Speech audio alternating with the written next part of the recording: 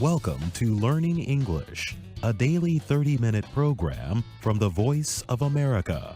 I'm Jonathan Evans. And I'm Ashley Thompson. This program is aimed at English learners, so we speak a little slower and we use words and phrases especially written for people learning English. Today on the program, you will hear from Mario Ritter, Dorothy Gundy, and Brian Lynn. Later, Kelly Jean Kelly will present America's Presidents. But first, here is Mario Ritter. Japan's Navy has been taking part in military exercises in the South China Sea over the past 2 months. The exercises are evidence of increased Japanese activity in an area where Japan has long-term interests, including controlling China's influence. In September, a Japanese submarine, helicopter carrier, and 2 destroyer warships explored parts of the South China Sea. The exercises are part of a 2-month program called the Indo-Southeast Asia Deployment 2018. The Japanese Maritime Self-Defense Forces say it is designed to support the interoperability of our partner navies. Last week, Japanese Prime Minister Shinzo Abe promised to work with Vietnam on security in the waterway. That statement followed a beach landing exercise involving forces of both Japan and the Philippines. Japan does not claim territory in the South China Sea, as do Vietnam and the Philippines. However, the Japanese do want to keep the sea open to international shipping. China's military buildup in the waterway, then, is a concern. China has been developing man-made islands in the area for its military. Some of these islets now have runways for large military airplanes. Some are defended with missiles. Japan is an ally of the United States. The Japanese also have a territorial dispute with China in the East China Sea. Jeffrey Kingston is a history teacher at Temple University in Japan.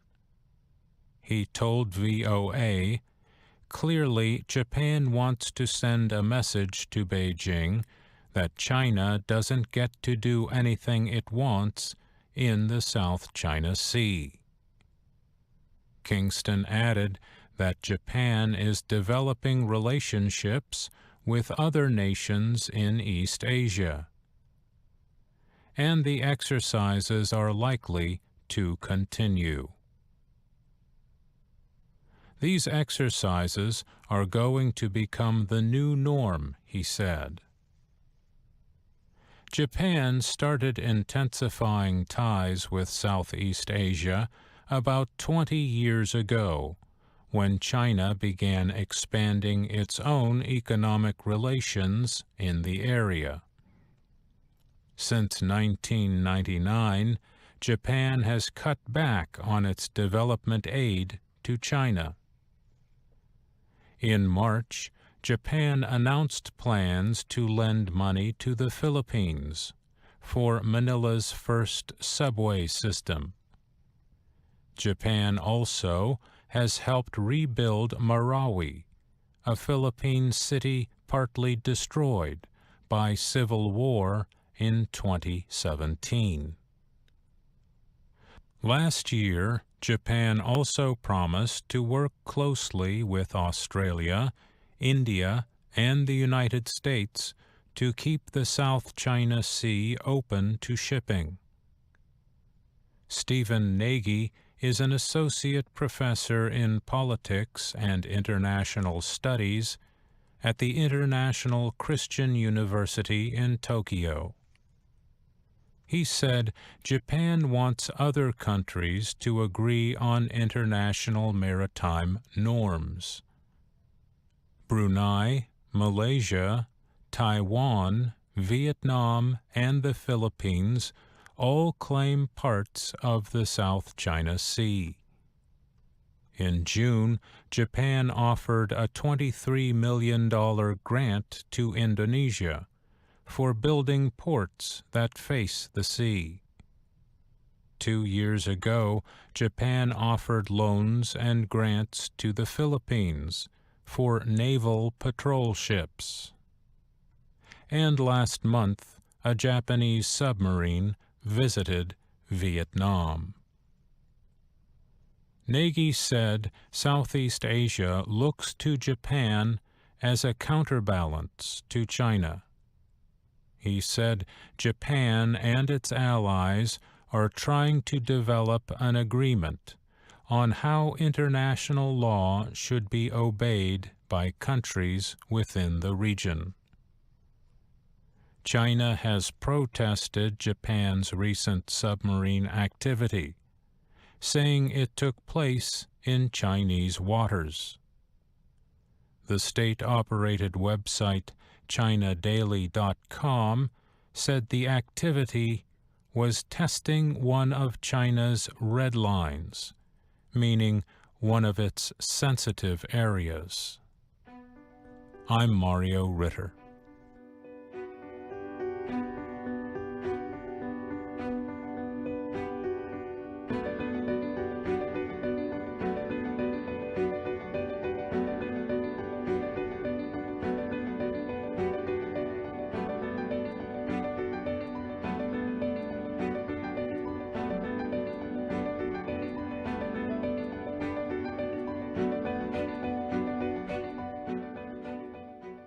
Cuba does not have public opinion studies, campaigns, or large independent media groups, but meetings about reforming the country's constitution have launched an unusual public debate. Cuba's government has organized the meetings. They are part of a nearly 2-month period during which Cubans are invited to discuss a draft of the country's new constitution. Cuba's National Assembly and ruling Communist Party have already approved the draft. Government officials are expected to review the public's comments and add the ideas into a final constitution. The public will then have a chance to approve it next February. But it is unknown how many and which ideas will be included. Cuba's single-party government does not have a history of showing the people how it works or giving them a strong voice. However, as a result of the meetings, everyday people are formally talking to each other about Cuba's political system and values. Some are calling for direct election of the president and other officials. We don't need multi-party democracy, but we should have direct elections, Ronaldo Gonzalez said during a meeting in Havana. Currently, members of the National Assembly choose the president of Cuba, and government-controlled groups choose the members of the National Assembly. Many Cubans are objecting to a constitutional amendment that would permit same-sex marriage. Ilario Brock, who calls himself a loyal revolutionary, said, "Nature says marriage should be between a man and a woman." However, the daughter of Raul Castro, the country's Communist Party leader, strongly supports the amendment. Mariela Castro leads the country's Institute of Sexual Health and Education. She has pushed for increased rights for homosexuals.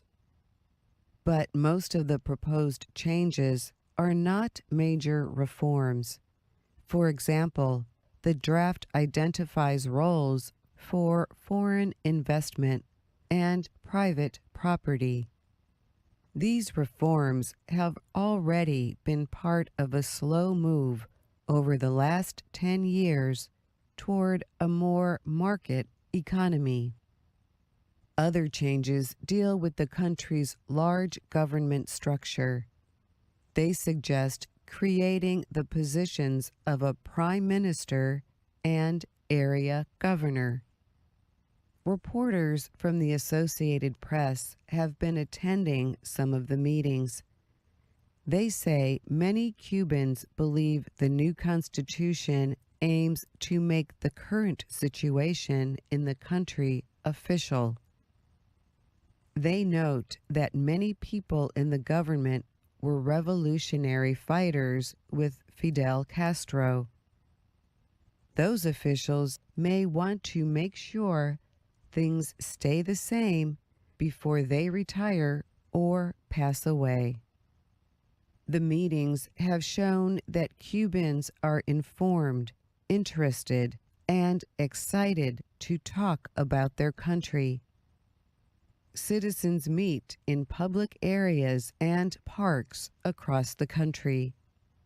Many carry cards with the 224 articles of the proposed Constitution. They stand for the national song.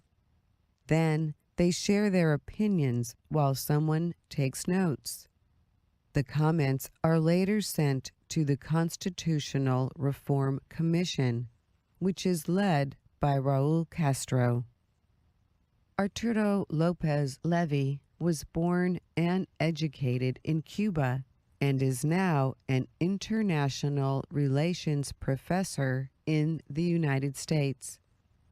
He said the debates have demonstrated that people in other countries underestimate the extent of debate and popular feedback in the Cuban system. Constitutional lawyer Julio Fernandez Estrada noted that the meetings have been extremely good and useful.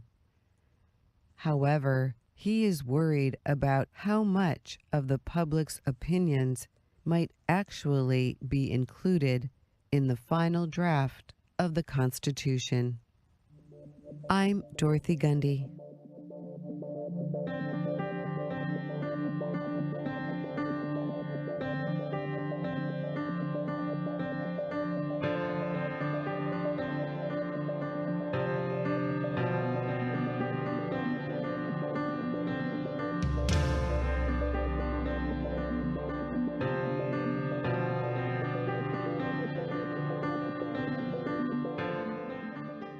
A United States federal court in Boston, Massachusetts, is hearing a discrimination case against the oldest university in the country. The nonprofit organization Students for Fair Admissions first took legal action against Harvard University in Cambridge, Massachusetts in 2014. It says the school discriminates against Asian Americans seeking admission. The legal action accuses Harvard of holding Asian American students to higher requirements than students of other races. It says the university uses racial balancing policies that unlawfully limit how many Asian American students it accepts. The organization argues that race should not be considered when deciding which students to accept. the use of racial classifications and preferences is unfair, unnecessary, and unconstitutional, the group says on its website. It accuses the school of discriminating against Asian Americans seeking admission by giving them a personal rating. Lawyers for Students for Fair Admissions said these ratings seek to measure personal qualities such as courage and likability. Such qualities are measured subjectively, leaving the process open to discrimination, the lawyers argued. The group says it has more than 20,000 members, including students, parents, and others. Harvard denies using discriminatory practices in its admissions process. The Ivy League school says it uses race as one of many things it considers in admissions decisions. It believes considering race can help create a mixed community where students from all walks of life can learn with and from each other. Education and employment policies that consider race are known as affirmative action. Supporters say these policies can help make up for historic, widespread racial discrimination of minority groups. Critics have long argued that affirmative action is unfair to white people and Asian Americans who outperform other groups on academic measures. The U.S. Supreme Court has heard several cases about affirmative action in recent years. The Supreme Court's most recent decision on the subject approved limited use of race in the admission process. That 2016 decision came from a lawsuit against the University of Texas that accused the school of discriminating against white students. Harvard leaders have said the school only considers race in the way earlier Supreme Court cases have ruled is permitted. The university has also noted that its share of Asian Americans has grown in recent years, reaching 23% of the latest first-year class. Harvard reports that 15.2% of its most recent first-year class is African American. Hispanic or Latino students make up 12.3%, while 1.9% are Native American. That leaves a remaining group of mainly white students at under 50%. President Donald Trump's administration supports the argument against Harvard. In July, the Trump administration announced it was withdrawing government guidelines meant to increase student diversity at U.S. schools. The guidelines were developed during the presidency of Barack Obama. The guidance stated that schools could consider race in admissions decisions as long as the policies did not violate Supreme Court decisions. The U.S. Justice Department said it was withdrawing the guidelines because it considered them unnecessary or outdated. Civil rights groups criticized the move, and some university officials said they would continue their efforts toward mixed student populations as before. I'm Brian Lynn.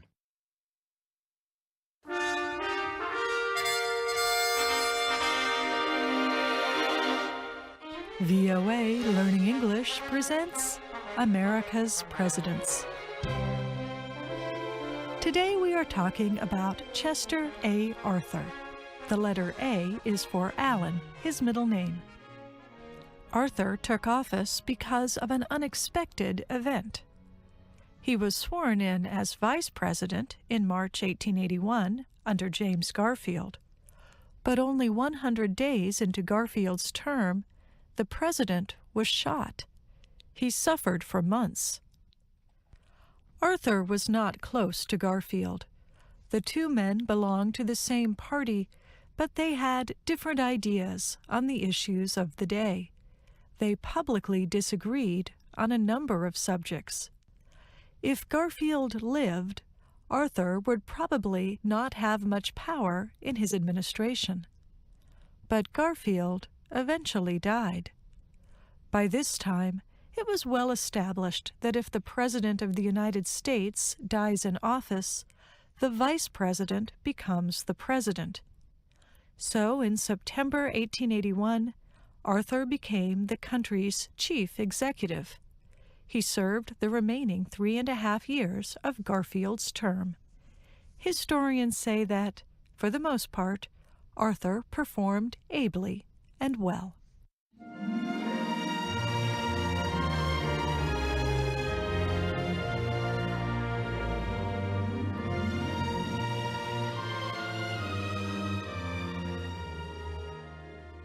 Chester Arthur was raised in the northeastern states of Vermont and New York. He was one of 8 children in his family. Their father was a religious leader and anti-slavery activist. Arthur attended college in New York, then taught school and studied law. But he never wanted to stay in a small town and live modestly. He wanted to live in New York City, work as a lawyer and public official, become wealthy, and enjoy the lifestyle of a gentleman. And that is what he did. Arthur advanced from an entry-level job in a law office to a leadership position in the military during the Civil War.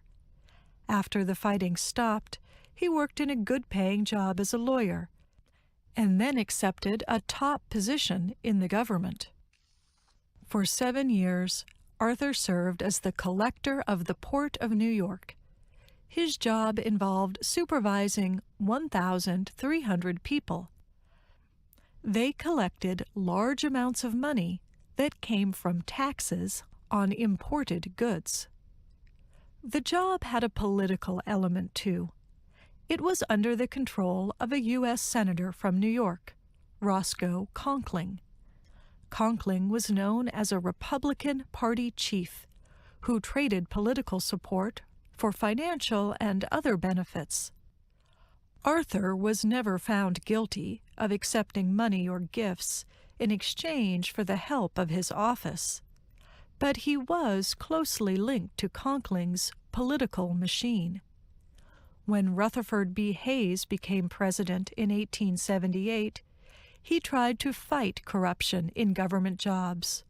He targeted Conkling and Arthur.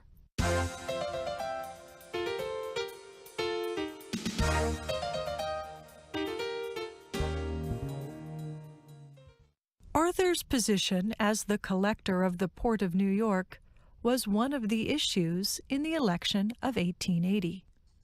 President Hayes had suspended Arthur from the job. To get it back, Arthur and Conkling supported an effort to re-elect former President Ulysses S. Grant. But another candidate won the Republican Party's presidential nomination, James Garfield. Garfield and Arthur were not natural allies. Although they were both Republicans, they represented different points of view. Political leaders hoped to unite the party.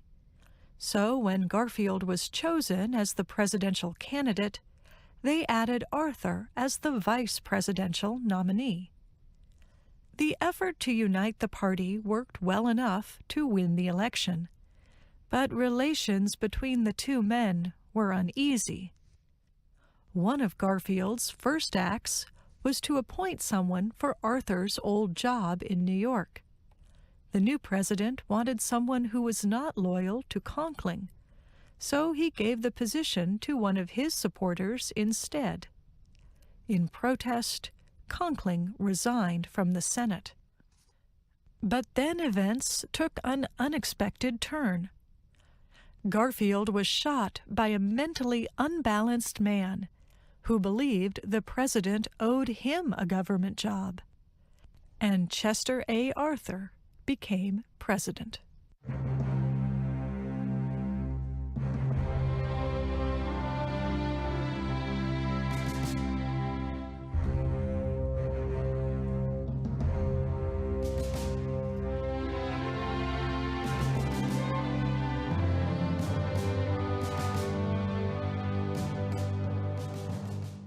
When Arthur took office, he had the public image of being an experienced political operator.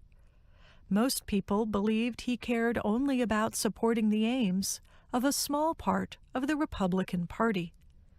Instead, President Arthur took an independent position on several issues. In opposition to most of his party, Arthur supported legislation to reform the country's civil service. It aimed to clean up corruption in government and took away some of the ability of politicians to give government jobs to their supporters. To be fair, in the short term, the act helped Arthur's party. Arthur also broke with the Republican Party leadership to support a reduction in tariffs, and he strongly argued to limit spending federal money on projects that helped only a few areas or businesses.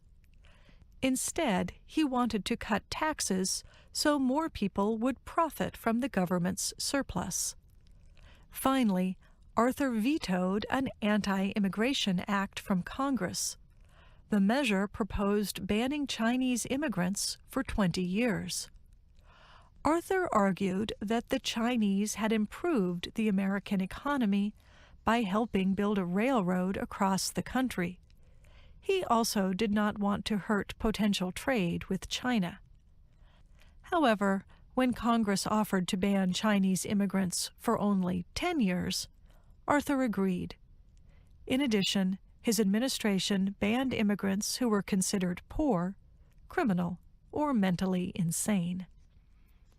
Perhaps Arthur's most memorable act as president, however, was to redecorate the White House. He did not like its appearance inside, so he asked one of New York's top designers, Louis Tiffany, to make the home brighter and more stylish. In the newly remodeled rooms, Arthur held parties with fine food and drink for elite guests.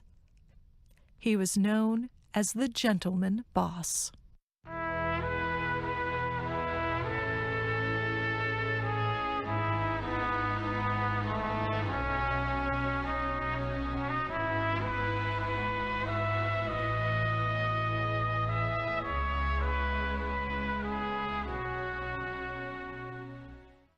Observers then and now say that Arthur served well as president.